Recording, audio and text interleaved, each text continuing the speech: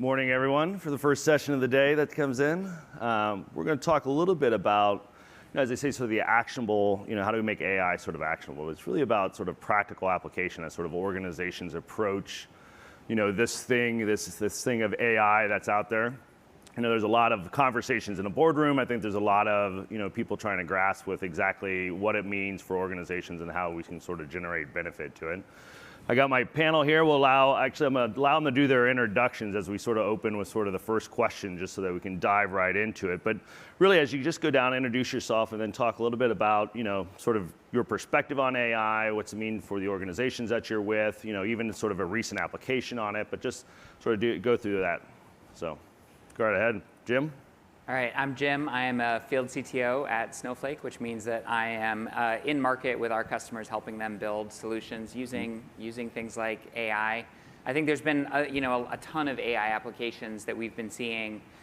Some of my favorite recent ones, they sort of range from like the really sexy to the unsexy, and the sexy is like things like using reviews, product reviews on a retailer's website to power a natural language experience where a customer can say, this is the type of product that I'm looking for, and you can use that sort of crowdsourced reviews to provide a custom recommendation. And then there's the sort of less sexy but still really impactful use cases like analyzing support notes from a customer service rep to sort of classify what kind of solution was given to the customer, enabling the brand to understand what type of support works best for their customers. Yeah. Do you classify the new release that we just had come out as sexy or unsexy between us, by the way? What category does the Zeta media engine go into? Definitely sexy, and a really exciting use case. We actually had a joint press release between Snowflake and Zeta about a use case for using data inside Snowflake to power media using identity from Zeta. And there's going to be a demo, I believe, in the intelligence booth on the first floor. So encourage you all to go see that. Very good. Neil?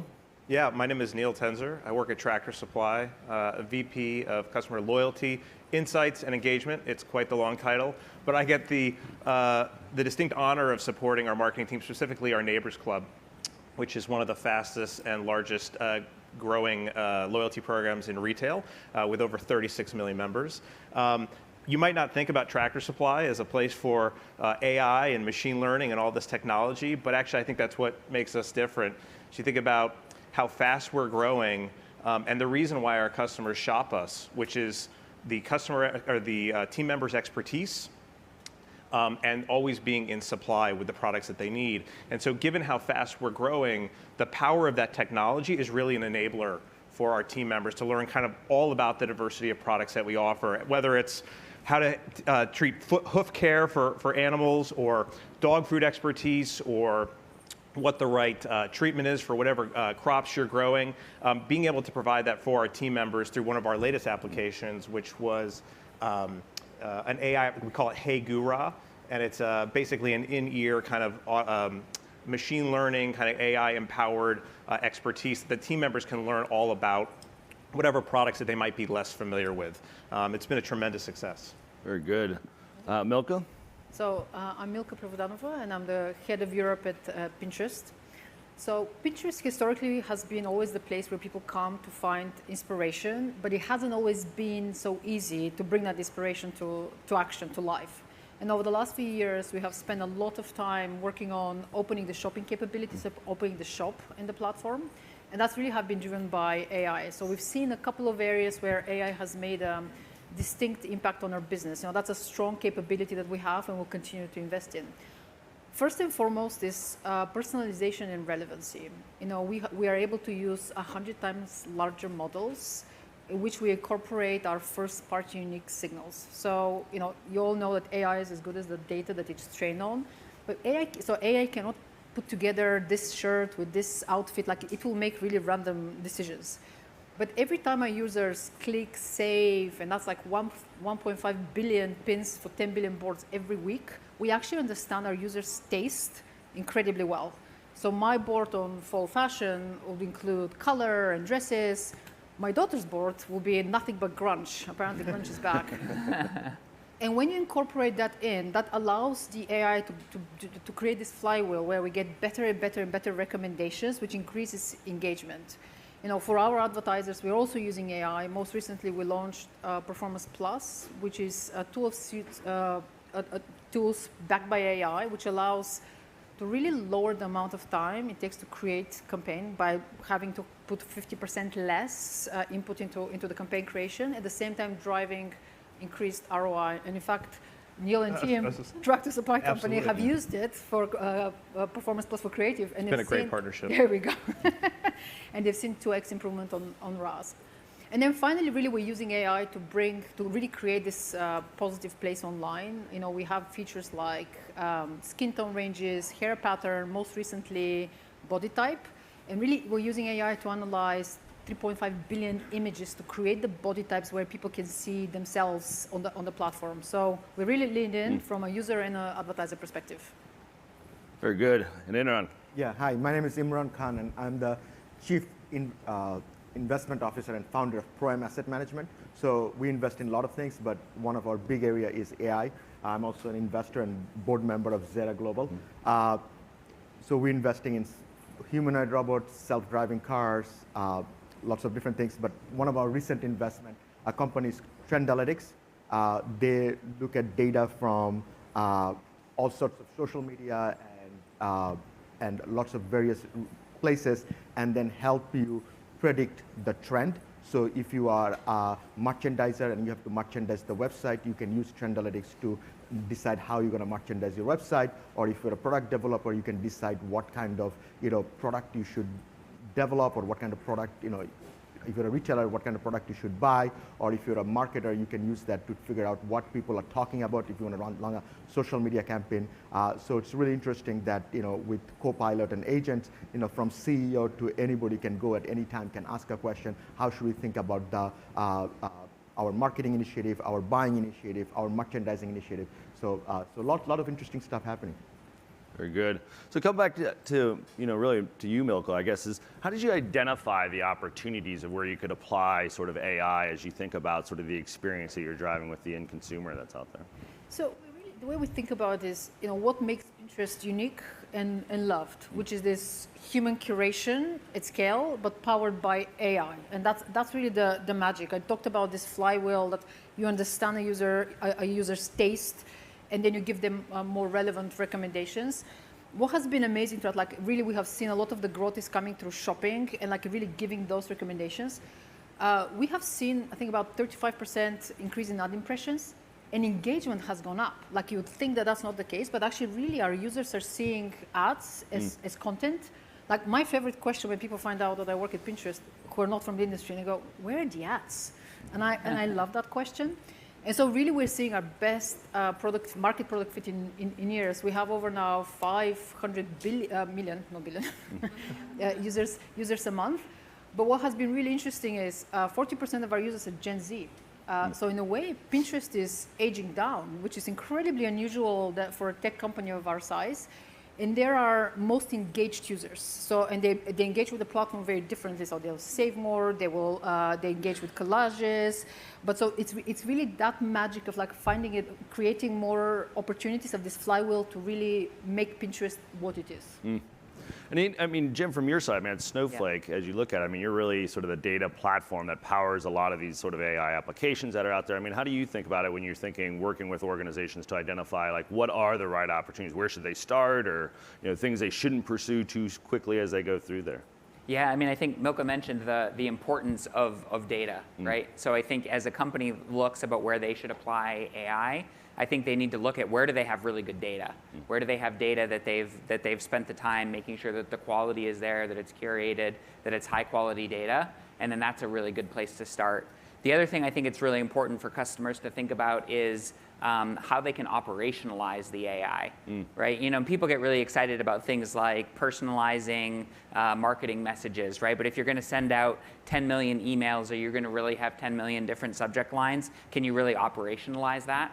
So those are the two things that I think is important to start with. Yeah. Going back, as you think about it from from the market side, and you think especially sitting on the boards and things like that is one of the challenges, you identify, your opportunity with AI, and then you have to, the question is how do you create sort of buy-in internally? How do you think about sort of ROI against some of these things? Because it's, it's relatively new. I think organizations, as they're grasping with it, don't necessarily, can't quite grasp on what is the real value to these things as they look at some of those things. How do you think about it? Yeah, I think it's interesting. I remember in 2003, 2005, I was talking to a lot of the CEOs, like companies like Avon, and they said, "Oh, e-commerce, is a fad." So I think, when you think about when you sit on the board or when you're talking to the founders and when you're writing a check, obviously AI is very expensive. I usually look at two things. Number one, is the technology that people are talking about, will it significantly improve productivity? Because I think the biggest mistake that people make with technology, they get overexcited about coolness. But coolness doesn't create value creation. The value creation comes from productivity. And so the simple question I ask is that, will it create productivity improvement? And will, you can do more things with lesser resources, lesser time, faster. And if the answer is yes, and it may not be today, but that's the path we're going, that's the investment worth making. And so that's the way we think about it when you make investment, and that's the way we advise on the board, and I see it when I talk to the founders and CEOs, that's the way we talk about it. Right. I mean, as you go, you identify opportunities, you sort of create sort of the buy-in at the executive level to it. I mean, the other side to it is especially come to you, Neil, here on this is, as you create the idea, be it, they're going to start leveraging AI, in the store, or they're going to leverage it for other aspects of it. Like, what does adoption look like? Like, what is that sort of path as we think about adoption? Well, I think building on Imran's point, adoption kind of naturally evolves out of kind of that idea identification, which starts with our team members. Quite simply, as I said before, our best idea, our team members are the reason why our customers come into the store. So the ideas come from there. So then they become critical to adoption, right? Making sure that our team members see the power in the technology that they're using, that we're constantly, continuously improving upon it. I like the way Imran said, you said about productivity. I think there's a lot of shiny pennies out there, right? There's a lot of solutions out there looking for problems. But when it comes to our team members, what they're trying to do is spend more time engaging with our customers. And so how do we give them more time? How do we educate them so that they feel more expert on the types of products that they're selling? And then naturally something like Hey Guru comes along to kind of solve for that type of challenge. And when you look at, just on a follow-up on it, when you look at sort of the adoption side to it, like what are the challenges that you guys saw as you sort of you approach those things? Yeah, I hate, this sounds so cliche, I hate the word, I don't think they're challenges, I think they're opportunities. Because I think about the way in which we conceived some of these, whether it's Tractor Vision or TSC and Me or any of these types of AI-empowered tools, you always have the best laid plans of how this is going to work in the stores when it comes to actually working with our customers or with our team members. But when you actually put it into practice, that kind of continuous evolution, of that kind of continuous improvement process is paramount. And I think if you go in expecting it to be perfection right off the bat, you're doomed for failure. So spending the time and accepting the fact that every time a challenge kind of comes up, that's really an opportunity to improve the experience, to drive the productivity that Imran was talking about. Right. Look, when you think about the sort of the consumer side, so you're effectively, the luxury that Neil has is he's really pushing sort of AI out to an employee base in some of these cases, and outside of that too. But yours is completely outside. It's really the end sort of user that's coming into that, that site in order to do it. And do you guys think of something in particular as you think about adoption for the, the wilds of the internet coming into the site and using it? So, I mean, you can ask this question in a couple of ways. So first, the way we think about AI is inclusive AI, and how can it be, how can we create AI for good? So we really think about building products that are additive and not addictive, and that's really the core of what we do. That's why, we say you can't feel inspired unless you feel yourself seen. That's why some of this inclusive feature I was talking about, like think of it this way, if a user comes on the platform and puts a full outfit, and then they have to put a qualifier, which can be curvy, tall, whatever that might be. As soon as you put a qualifier, that's exclusion in a way. And so the way we think about it is like, how can we build this inclusivity by default? So when you come onto the platform, you can see all the different body types in this case, and then we're really able to quickly find a way to show you, who you are, and so that's how you get inspired. And actually, what we've seen is that drives a much higher engagement for our users. So what our research shows that users who engage with this body type technology are 66% more engaged in the sessions versus those who don't. And then the other way we're using it is, I talked a little bit about Gen Z, which is super exciting, but Gen Z are really coming to Pinterest to shop. So 84% of them say they find their taste there. And as they engage with the platform very, very differently. So one of the new products we are really excited, which is powered by AI, is called collages. Like, who knew that will come back online? Which is literally, it's a AI-powered interactive pin where you have cutouts of different products and you make them together in a collage. Over 70% of collage creators are Gen Z. I mean, they're absolutely loving it, and we see engagement which is 2x versus anything else.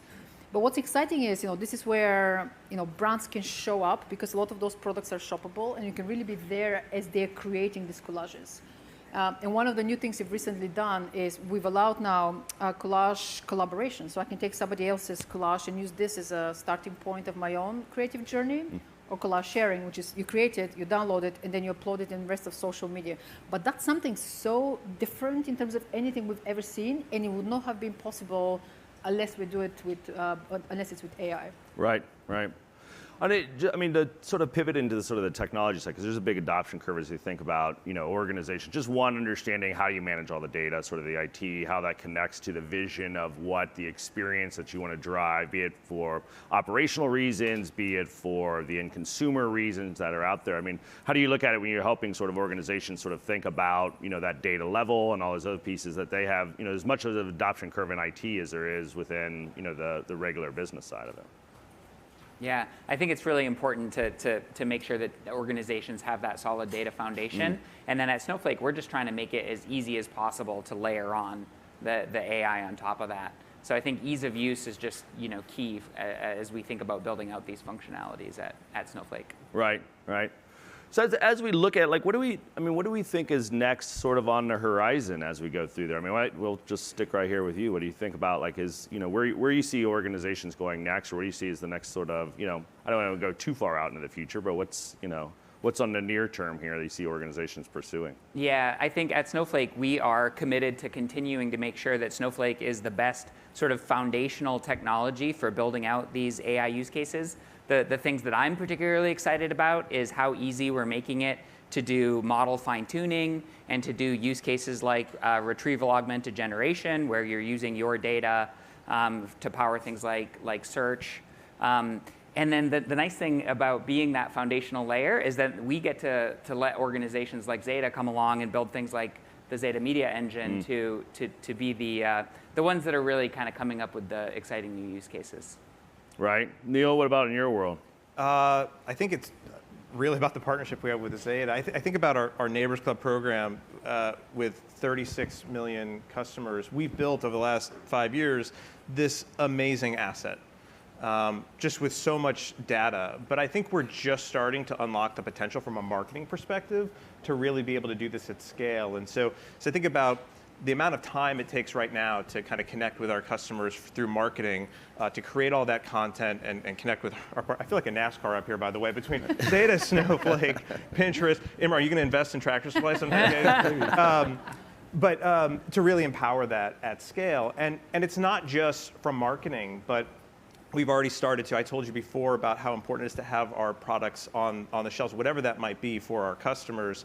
And so inventory localization, making sure that we have the right type, whether you're in Maine right now or down in Florida where the hurricane's about to hit, right? The needs are very different based on growing season, weather conditions, things like that. So empowering that, as well as our supply chain, making sure that inventory is in stock and making sure we have the right things for the customers. It's really about building on that foundation to drive that productivity that Imran talked about. Yeah, I just to follow up, and this is a little bit of curiosity. Are you thinking about sort of the, I totally understand that we think about operationally, you think about the storage, you think about all those things. What about the push of AI like out into the fields? Are you guys where do you guys sort of see, is there a role for you as Tractor Supply as that goes out there, or is that sort of, Yeah, first and foremost, I like to say it's always just a matter of when, not a matter of if.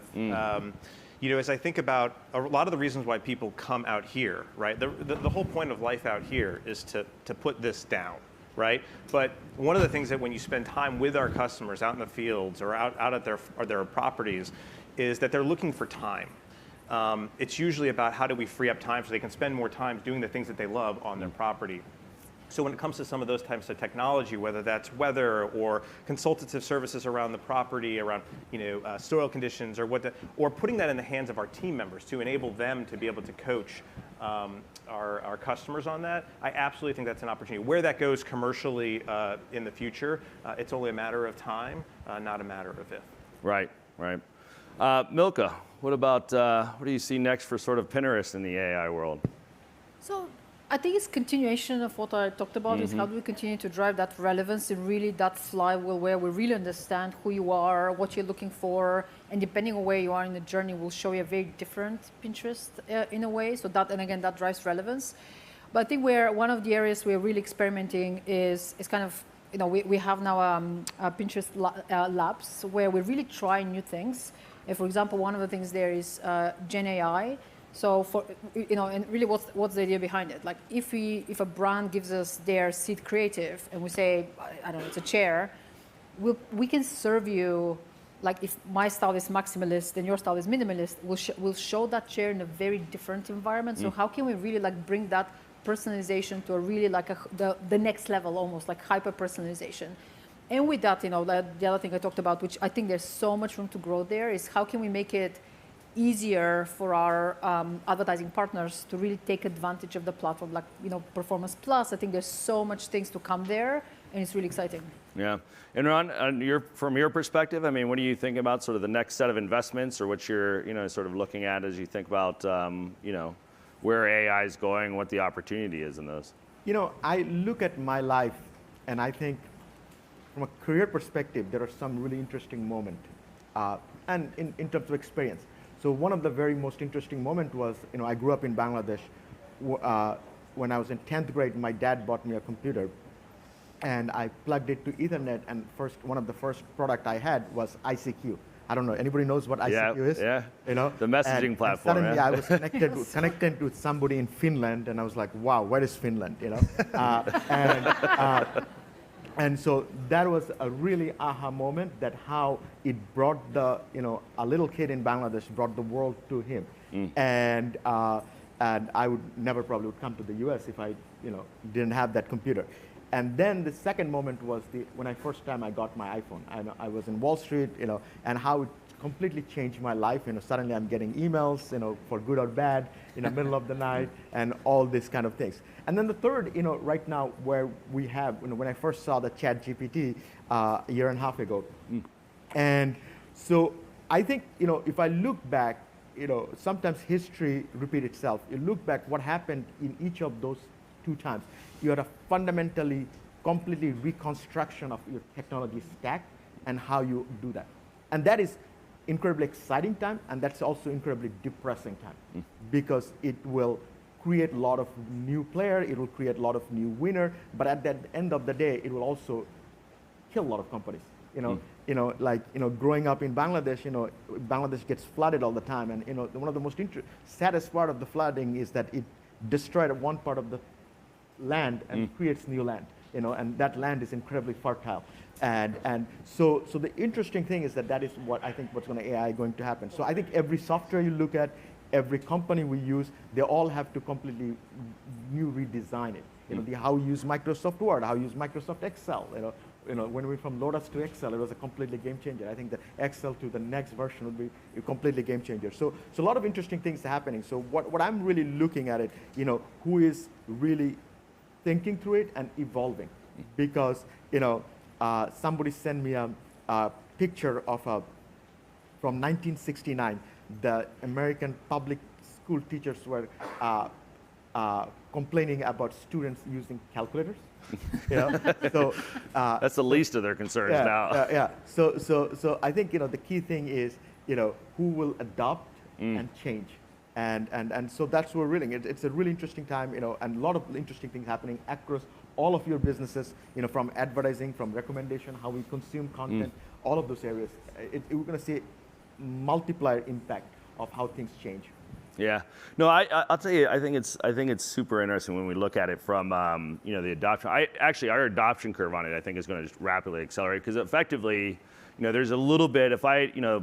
Obviously, if I talk to my 70-some-year-old mother, she thinks AI is the devil and it's all the world's going to end because the computers have now come over and they're telling us all what to do, that sort of thing. But the reality is it's going to become part of her life just as quickly as part of it because she uses an iPhone and she'll have the next version of it and it'll be part of how they go and sort of look at those things. So adoptions, they're going to be. It's almost like forced adoption as you go to interact with just about anything that's out there. Look, AI has a lot of safety issues. Yeah. Right. So I think. I was talking to someone, if you look at in next 2 to 3 years, these AI LLM models are going to be so powerful that if you are a horrible human being, you can go find a lot of things, how to create a lot of damage that could have a significant impact on human life and economy and things like that. So you really need to build the safety. And it is a much more complicated problem, right? If somebody go and ask that, hey, how do I shut down all the traffic light in New York? Obviously, AI will not going to share it to you. But you can find out, over time, like asking 20 different questions to get to the conclusion. So you need to really train the AI to understand intent of when you're asking a question. And you really need to build this safety across all platforms, so that somebody cannot go find one information from ChatGPT, another information from Gemini. So really the building this AI safety from an AI regulations will become really interesting. So your 70-year-old mom is actually probably right that there is a lot of destructive power of AI also that we need to be very careful about. Yeah, I try to tell her in her world she doesn't need to worry about it. Make sure you take your medication. Make sure you go out for a walk. Medical research also. That's right. Well, very good. I appreciate it, everyone, and that's our panel for today. Thank you, Jim, Neil, Milka, Imran, and everyone. Yeah, so it's very good. Thank you. Oh, the God.